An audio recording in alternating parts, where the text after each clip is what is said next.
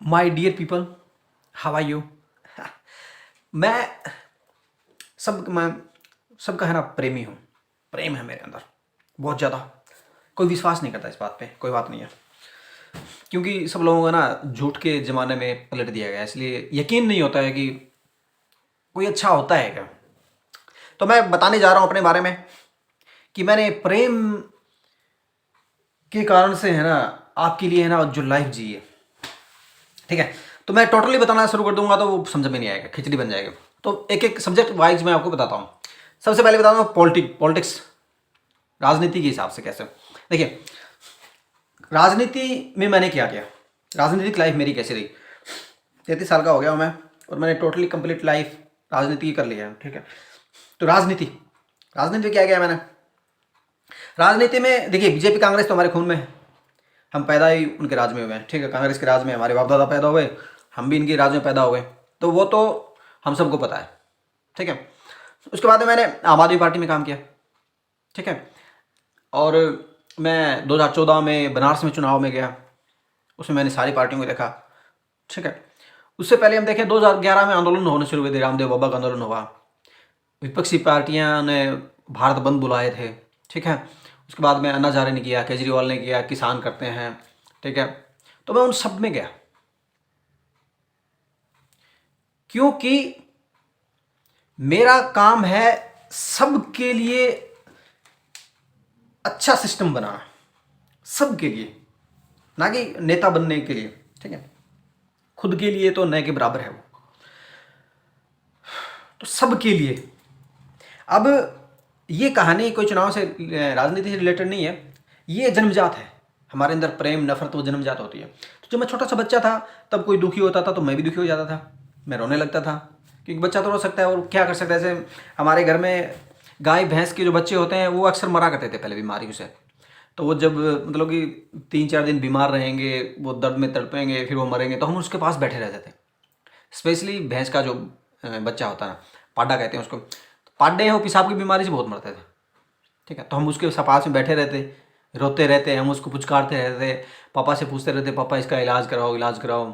इलाज नहीं होता था, भाई कौन जानवरों पे ध्यान देता है, ठीक है। फिर हम, वो मर जाता था बेचारा, फिर हम उसको, जो उनकी बॉडी है उसको लेके जाते थे, और मैं अपने हाथों से खड्डा खोदता था, अपने खेत में उसको मैं दफनाता था। बाकी ज़्यादातर लोग क्या करते हैं कि उनको ना जोड़ में वहाँ पे फेंक देते हैं। कोई भी XYZ, मतलब कि हम खेती करते हैं, हम तो पेड़ों से हमें इतना प्यार है कि हमने कभी पेड़ काटने नहीं दिए।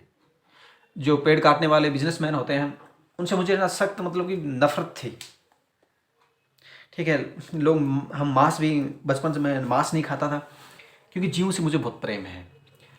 मैं सोचता यार लोग कैसे मांस खा लेते हैं, है ना। फिर मेरे पापा ने समझाया, बेटा अगर मांस नहीं खाएंगे तो जानवर बहुत सारे हो जाएंगे। अब मैं मांस खाता हूँ, क्योंकि मैंने जो प्रेम है वो मेरे अंदर मतलब कट्टरता लेवल पे ना हो जाए। मैं ऐसे मतलब ये जायज़ नहीं करने लगूँ कि मांस खाने वाले हैं वो देशद्रोही होते हैं, इंसानियत के द्रोही होते हैं। ये हमारा खाने का सिस्टम है। प्रेम था मेरे अंदर। तो बचपन में क्या है कि मैं उस पर सोचता रहता था, ठीक है। गांव में जब भी कोई मरता था तो भाई मैं उसके घर जाता, वो रोते तो मुझे बहुत दुख होता, मैं सोचता कि ये जिंदा हो जाए। फिर मैं देखता रहता जिंदा होने के चक्कर में कि अब अर्थी बना रहे हैं, अब जिंदा हो जाएगा, सब चुप हो जाएंगे, ठीक है। फिर मैं देख रहा था यार ये तो जिंदा नहीं हुआ, फिर वो अर्थी लेके चलते थे, फिर मैं शमशान तक जाता था, फिर उसको ला देते थे, फिर मैं आता था, सोचता रहता था लाइफ के बारे में। ये बात करीबन मैं 10-12 साल का रहा होगा उस टाइम। उसके बाद में फिर मैंने किताबें पढ़ी, भी हमारे सिलेबस में कार्ल मार्क्स आते हैं और आते हैं। फिर मैंने देखा कि समस्याओं की जो जड़ है वो पूंजीवाद है या पैसे वाले लोग हैं, अमीर लोग हैं। फिर मैं उनके बारे में जानने लग गया, ठीक है। फिर हमारे संस्कृति में बता दी कि समस्याओं की जड़ है वो हमारी इच्छाएँ हैं, ठीक है, भगवान वो सही करते हैं। तो मैं प्रार्थना भी करता था कि हे भगवान सबको सुखी रखना, सबको अच्छा बनाना। फिर फिर मैं और ज़्यादा समझदार हुआ, ठीक है। फिर मैंने बायोलॉजी ले ली, वो पढ़ाई की मैंने। और एक दूसरा, मैं जब 15 साल का था, यानी 10वीं 9वीं 10वीं क्लास में था, तभी से मैंने लिखना स्टार्ट कर दिया था। जो भी अच्छी बातें होती थी मैं उनको लिखता था, ठीक है। मैं अपने, मेरे गांव में पढ़े लिखे लोग बहुत ज़्यादा हैं, ठीक है।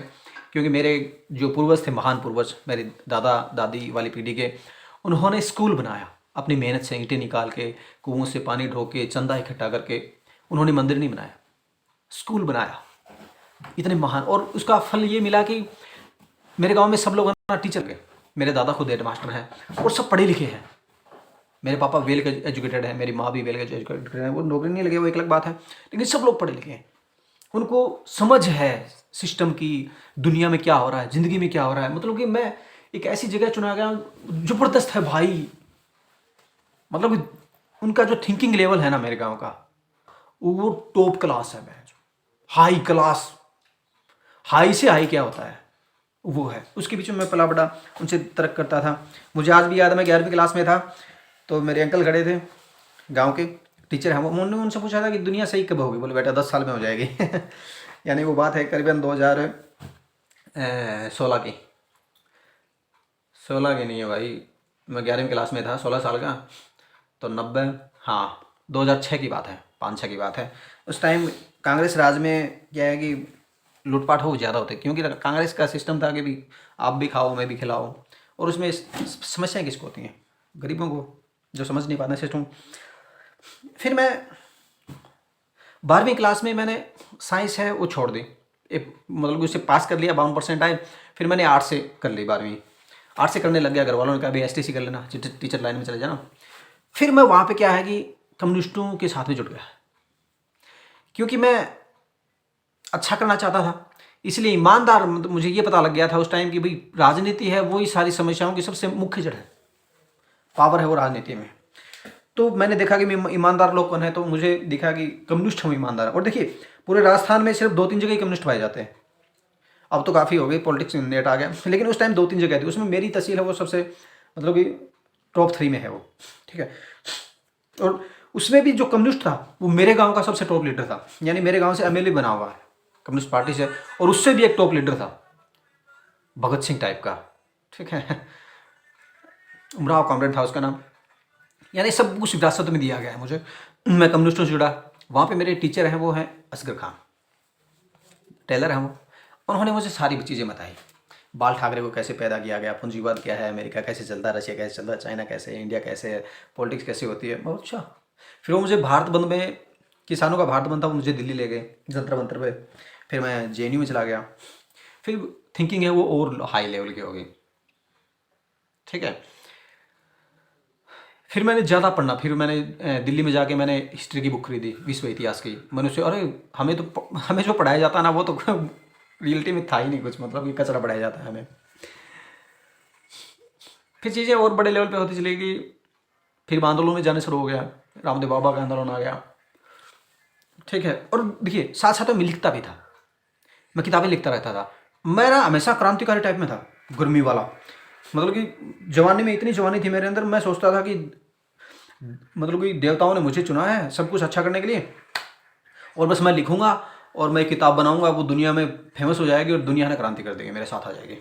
तो मैं किताबें है ना बचपन से लिख रहा हूँ, मतलब कि इतनी सारी मैंने वो डायरियाँ, कॉपियाँ, रजिस्टर वो भर रखे हैं। अलग अलग टाइम में अलग अलग प्लान बनाता रहता था। लेकिन उसमें ये है कि देखिए सबसे पहले प्लान मैंने क्या बनाया। सबसे पहले एक युवा क्या सोचता है कि भगत सिंह जिंदाबाद, इंकलाब जिंदाबाद, सुभाष चंद्र बोस जिंदाबाद, है ना। और इनका सारा लेके भाई हम अच्छा करेंगे। हमारे पास ये नहीं होता कि अच्छा क्या करना है, बस अच्छा करेंगे। अच्छा क्या होता है कि दुश्मन को मार देंगे, बस अच्छा अच्छा हो जाएगा। यानी कांग्रेस को, उस टाइम कांग्रेस थी भी, कांग्रेस को हटा देंगे, अच्छा अच्छा हो जाएगा। जो मैंने सोचा उसके पैरेलल में चीज़ें होनी शुरू हो गई। बाबा रामदेव आ गए, ठीक है। उन्होंने कहा कि भाई काला धन आ जाएगा पूरे देश में, है ना, ज़बरदस्त हो जाएगा। फिर मैं आंदोलन में गया, तो भाई वहाँ पर दे दमादम दे दमानम। फिर मैंने सोचा यार हम तो कुछ नहीं है बहन, जो मार देंगे तो भाई रामदेव को मार दिया जिसके पास करोड़ों लोग हैं। भाई इतनी भीड़ आ रही थी वहाँ पे, इतने फॉलोवर, इतना सब सिस्टम है, और उसको मेरे बाल नहीं समझा यार। फिर मेरी अकल में थोड़ी शकल आई। ठीक है। मैंने वहाँ भगत सिंह बनने की कोशिश की। आंसू गैस का गोला जब मेरे पास में आके गिरा, भाई 10 सेकंड तो मैंने सांस बिची रखी, और फिर जो ही सांस ली भाई मिर्ची लग गई। वो भाई भगत सिंह तो शहीद होने वाला था मैं उस दिन। फिर मतलब कि मैं अंदर से ना बिलबिला गया, यार क्या करें, क्या प्लान बनाएं। फिर अन्ना हजारे जी आ गए, ठीक है। जो भी देश के लिए कहता ना हम देश को अच्छा बनाएंगे, और कांग्रेस मुर्दाबाद, क्योंकि हमें पढ़ाया, हमने सीखा है भाई कांग्रेस वालों ने क्या किया, अंग्रेजों से कैसे लड़ा। हाँ देखिए एक चीज़ और भी है, हमें क्या पढ़ाया, अंग्रेजों ने हमारी माँ बहनों की इज्जत लूटी, ठीक है। उन्होंने हमारे देश को लूट दिया। फिर हमें पढ़ा मुगलों ने ये कर दिया, ठीक है। फिर देखते हैं उन्होंने राजाओं ने ये कर दिया। फिर हम ना बस हम क्रांतिकारी हैं, हम अंग्रेज़ों को ये कर देंगे, अंग्रेजी है वो हमारी दुश्मन है, और उनका ये कांग्रेसी है ये भी हमारे दुश्मन है, और हमें ऐसे ऐसे ना क्रांतिकारी बना भाई, इसको हम ख़त्म कर देंगे, बस ख़त्म करने से सब कुछ सही हो जाएगा। ये एक्साइटमेंट था उस टाइम। लेकिन ये है कि मैं दुनिया में ज्यों ही निकला, चीज़ें मेरे सामने मेरे जैसे सोचने वाले मुझे मिले, और वो आंदोलन करते हुए मिले। फिर मैं वहाँ पे जब जाता था मैं सीखता गया। भाई अनाज आ रहे गए, उन्होंने कहा कि हम भ्रष्टाचार मिटाएंगे, ठीक है, लोकपाल लाएंगे। उसका क्या असर हुआ, फिर मैंने उससे सीखा। फिर केजरीवाल साहब आ गए, उन्होंने किया, फिर मैंने देखा। उस टाइम है ना ब्लास्ट बहुत होते, एक इंडियन मुजाहिदीन नाम का एक वो होता था ग्रुप। जब भी कोई आंदोलन होता था तभी ब्लास्ट हो जाते थे, कभी अहमदाबाद में, कभी हैदराबाद में, कभी यहाँ। मैंने वो चीज़ें समझी, आखिर ये चीज़ें कैसे हैं, समझता चला गया, ठीक है, समझ और गए। फिर हमारे मोदी जी आ गए, तो मोदी के भाषणों में वही चीज़ है, सारे वही, सबका साथ सबका विकास, सबके लिए मैंने चाय बेची है, और ये वो, मतलब सारी चीज़ें मैंने देखी। हाँ वो यार, जो हम सोच रहे हैं वो बंदा सोच रहा है, ठीक है। तो फिर मैं 2008 इलेक्शन में लग गया, आम आदमी पार्टी बन गई, उसके साथ जुड़ गया, ठीक है। बनारस में चला गया, वहाँ पे तो सब कुछ ही है, एसपी बीएसपी, ममता समता, मतलब एक्चुअल में सब आ रहे हैं वहाँ पे, सबको देख रहा हूँ मैं। अब यहाँ एक पॉइंट और भी है, डीटीएच आ गई है, तो हम न्यूज़ से पूरी दुनिया को सुन रहे हैं। और देखिए प्रेम है ना, प्रेम वो सबके लिए होता है। प्रेम आप सेलेक्टेड, प्यार हो सेलेक्टेड नहीं होता, ना ही नफरत होती है। अगर आपके पास सेलेक्टेड प्रेम और नफरत है, आप इंसान है नॉर्मली, आपके अंदर प्यार नफरत वाला सिस्टम नहीं है, ठीक है, सेलेक्टेड नहीं होती चीज़ें।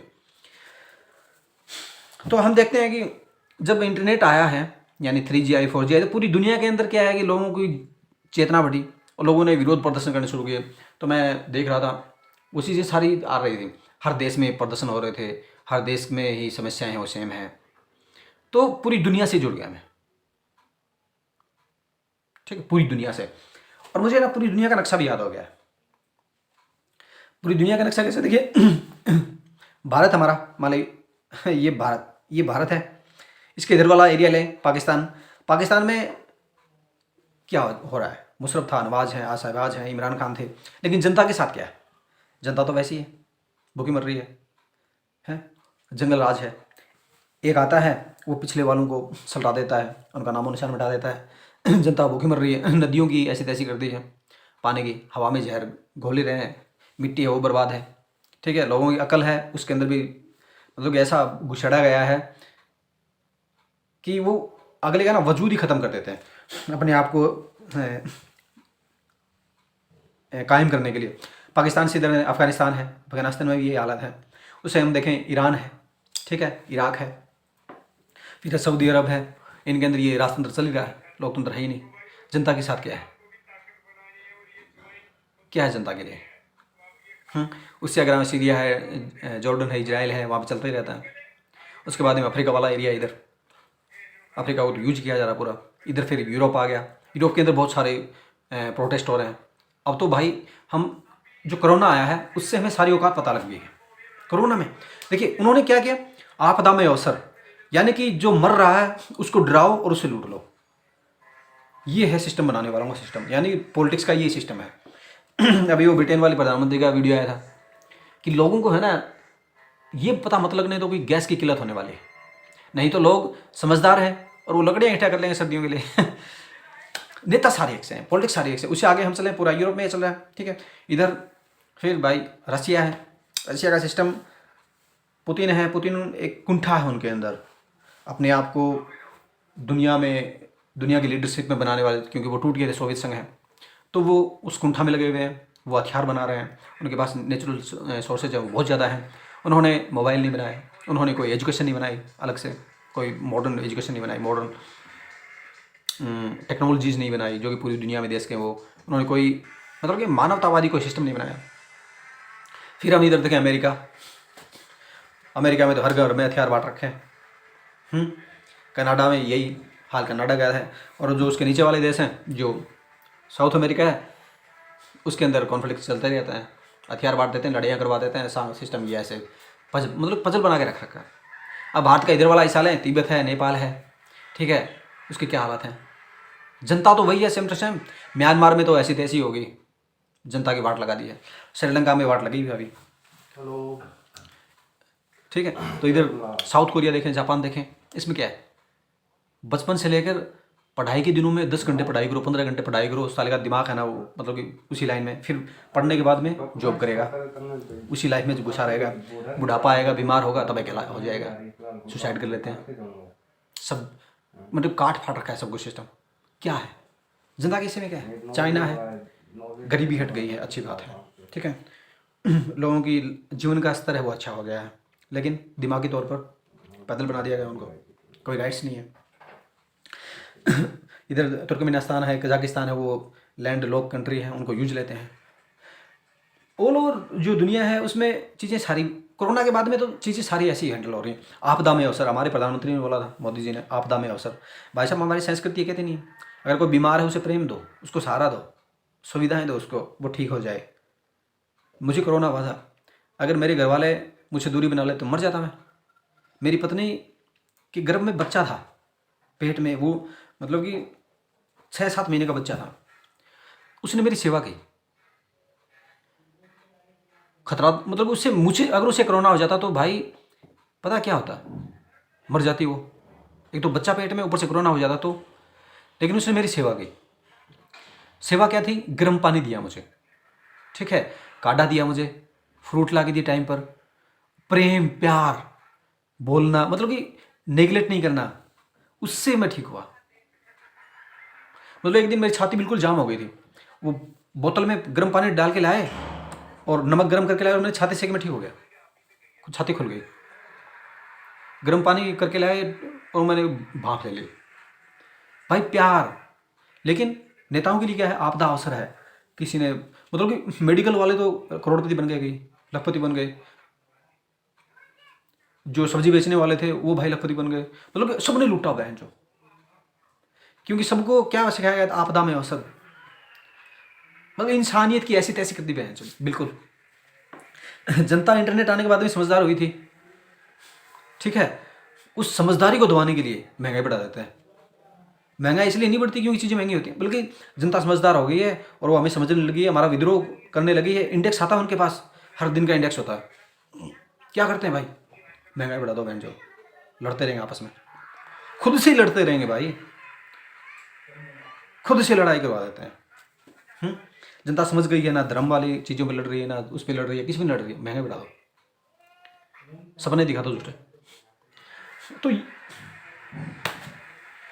फिर भाई इलाज क्या है, इलाज क्या है, इलाज ये है कि जो पावर है उसको है ना फैलाया जाए। एक तो ये है कि भाई नेता के पास 100% पावर है, जनता के पास 0.1% पावर है, तो सबको है ना इतनी पावर दे दी जाए कि आदमी खुद को संभाल ले यार। भाई चौधरी बने, नेता बने, वो तो रह गई एक अलग बात, आदमी कम से कम खुद का फैसला कर सके, ताकि वो बोझ नहीं बने उसे, है ना खुद के लिए।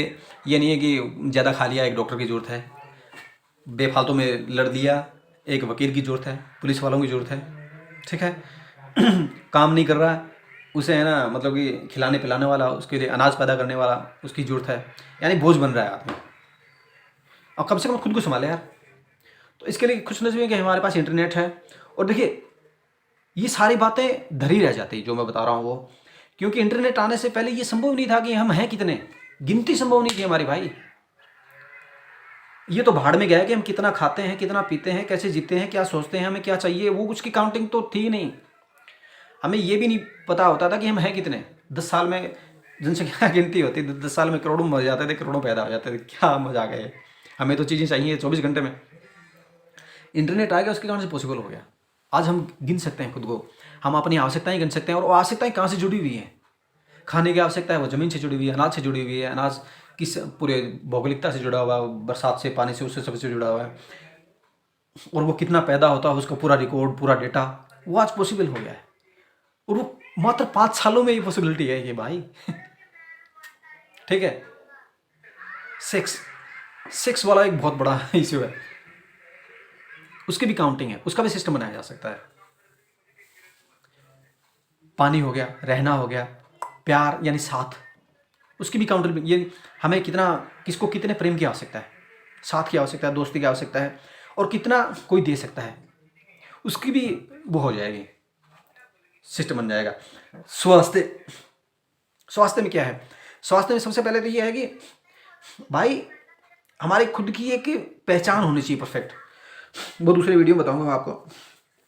तो ये थी पॉलिटिक्स, ये मेरी राजनीतिक करियर था, यानी सबके लिए ना राजनीति वो कैसे कैसे हो। तो इसमें बदलाव कैसे होंगे? लाइव लोकतंत्र में हमें लाइव होना पड़ेगा। हमारा हम जो सब कुछ है, हमारा जो पावर है, यानी कि हमारे पास वोट डालते हैं उस टाइम पावर होती है, हम भाग्य विधाता होते हैं, तो उस टाइम को हमें बढ़ाना होगा। ठीक है, उस टाइम को बढ़ाने के लिए हमारे अंदर भी वो चीज़ होनी, वो योग्यता होनी चाहिए। उसके लिए हम लाइव इलेक्शन करेंगे, सब इकट्ठे होकर फैसला वो चुनेंगे, सिस्टम को चुनेंगे हम अब इंसानों को नहीं, सिस्टम को चुनेंगे हम। ठीक है, ये बेसिक बदलाव होगा। इसके बाद में चीज़ें रनिंग में आनी शुरू हो जाएंगी। ठीक है, अब एक चीज़ और बता देता हूँ। देखिए, अब हम कुछ नया करना चाहते हैं तो क्या कहेंगे कि संविधान जो चल रहा है ये वो उसकी इजाज़त नहीं देगा, तो उसके लिए वो क्या दावा करते हैं? इतिहास का। ठीक है, तो मैं राजनीति का इतिहास बता देता हूँ कितना पुराना है। हमारे देश में तो 70 साल पुराना है, 1950 में लागू हुआ था। ठीक है, तो 1950 में जो चीज़ लागू हुई उसको हम क्यों नहीं बदल सकते हैं? और दूसरा, भाई जनता के लिए बनाया गया, जनता चाहे तो सब कुछ बदल सकती है अपने लिए, तो उसमें तो कोई फर्क नहीं आने वाला। और बदलना है नहीं, भाई जो पावर है, यानी वोट के दिन जो हमारे पास पावर है उसको टाइमिंग को बढ़ाना है, पहली बात। दूसरा, इलेक्शन हो लाइव होना चाहिए। क्यों नहीं होना चाहिए? इतनी टेक्नोलॉजी आ गई है और हम हमारी जो आवश्यकताएं हैं वो इतनी फास्टली हो गई हैं, और फास्टली पूरी करनी इसलिए ज़रूरी है क्योंकि इतनी जनसंख्या है और सबका अगर ध्यान नहीं रखेंगे, और इतने सारे मुद्दे हमारे पास, इतना जलवायु परिवर्तन का सिस्टम चल रहा है, अगर इसे जल्दी नहीं निपटाया गया तो भाई हम क्रैश कर जाएंगे, हम खत्म हो जाएंगे। ठीक है, तो ऐसा क्यों नहीं होगा? अभी सिस्टम सबके लिए तो है, तो सब चाहे तो क्यों नहीं होगा? पहली बात। दूसरी बात मैं आपको बता देता हूँ कि साइकोलॉजिकल दिमाग में एक चीज़ फिक्स होती है और वो हटने का नाम नहीं, अगर हटाते हैं तो हमारे वजूद, हमें लगता है कि हमारा वजूद खत्म हो रहा है। तो उसके लिए मैं आपको समझाता हूँ इतिहास क्या है पॉलिटिक्स का। 70 साल पुराना है। और ये शुरू कब से हुआ? ये शुरू हुआ भैया जी ग्रामर आने के बाद में। व्याकरण ने ही इंसान को परिभाषाएं तय करने का मतलब जो दायरा है वो दिया है, और ग्रामर आई है 3000 साल से, यानी 3000 साल से पुराना तो इसका सिस्टम है ही नहीं। 3000 साल पहले चीज़ें वर्तमान काल में होती थी, वो एक बेसिक मतलब जुगाड़ू टाइप में। जैसे राजा होता था, वो ज़मीन रुका लेता था, कैसे भाई ये इधर तक का इलाका हो हमारा है, पहाड़ी उसको उसका क्राइटेरिया, भाई इस पहाड़ के आगे दिखता नहीं है तो हमारा नहीं है, हमें सुनाई नहीं देता हमारा नहीं है।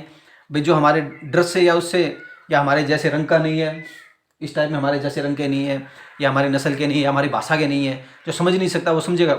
मान लीजिए जो हमारी भाषा नहीं समझता उसको हमने कह दिया कि ये ज़मीन मेरी है, वो समझ में नहीं आएगा तो क्या करेगा आदमी?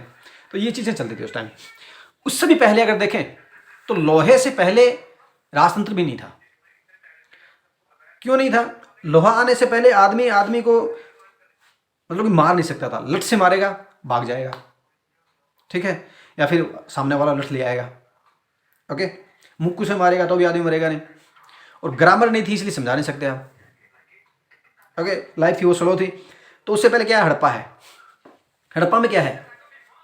नॉर्मल लाइफ है। ये इतिहास इससे ज़्यादा पुराना नहीं है। और दूसरी बात है, इन दिमाग पे जो कब्जा है वो व्याकरण के कारण से हुआ है।